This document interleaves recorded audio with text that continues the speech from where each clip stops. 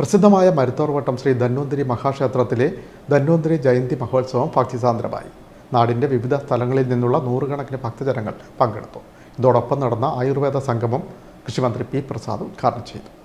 ചരിത്രപ്രസിദ്ധമായ മരുത്തോർവട്ടം ശ്രീ ധന്വന്തരി മഹാക്ഷേത്രത്തിലെ ധന്വന്തരി ജയന്തി ഉത്സവം ഭക്തിസാന്ദ്രം. രാവിലെ 6-ന് ക്ഷേത്രതന്ത്രി കടിയക്കോൽ കൃഷ്ണൻ നമ്പൂതിരിയുടെ മുഖ്യ കാർമ്മികത്വത്തിൽ മഹാധന്വന്തരി ഹോമം ആരംഭിച്ചു. 9-ന് ശ്രീബലി, 10-ന് നടത്തുന്ന ആയുർവേദ സംഗമം കൃഷിമന്ത്രി പി പ്രസാദ് ഉദ്ഘാടനം ചെയ്തു. ഇവിടെ ആയുർവേദത്തിൻ്റെ ദേവനായ ധന്വന്തരിയെയാണ് മരുത്തോർവട്ടം ക്ഷേത്രത്തിൽ പ്രതിഷ്ഠിച്ചിട്ടുള്ളത്, ഇവിടെ ആരാധിക്കുന്നത്. ആ ധന്വന്തരി ക്ഷേത്രവുമായി ബന്ധപ്പെടുത്തിക്കൊണ്ടാണിപ്പോൾ ഡോക്ടർ രാമൻകുട്ടി വാര്യർക്ക് ഇത്തരം പുരസ്കാരം നിശ്ചയിച്ചിരിക്കുന്നത്. ആദരണീയനായ ഡോക്ടർ രാമൻകുട്ടി വാര്യരെ ഹൃദയം നിറഞ്ഞ് അഭിനന്ദിച്ചുകൊണ്ടും അദ്ദേഹത്തെ പുരസ്കാരത്തിനായി തിരഞ്ഞെടുത്ത ജൂറിയെ അതേപോലെ തന്നെ അഭിനന്ദിച്ചുകൊണ്ടും ഈ സമ്മേളനം ഔപചാരികമായി ഉദ്ഘാടനം ചെയ്യുന്നതായി അറിയിക്കട്ടെ. മഹാഭാഗവതത്തിൽ മഹാവിഷ്ണുവിൻ്റെ 24 അവതാരങ്ങളെക്കുറിച്ച് പറയുന്നുണ്ട്. അതിൽ 12ാമത്തെ അവതാരമായിട്ടാണ് ധന്വന്തരിയെ കാണുന്നത്.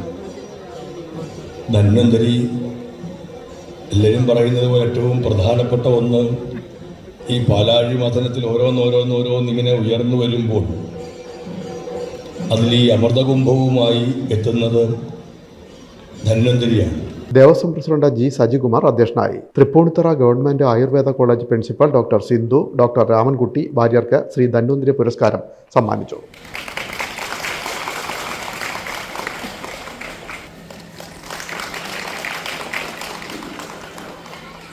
Cherthala taluk NSS union president professor ഇലഞ്ഞിയിൽ രാധാകൃഷ്ണൻ വൈദ്യശ്രേഷ്ഠന് ആദരവും സംഗമ സന്ദേശവും നൽകി.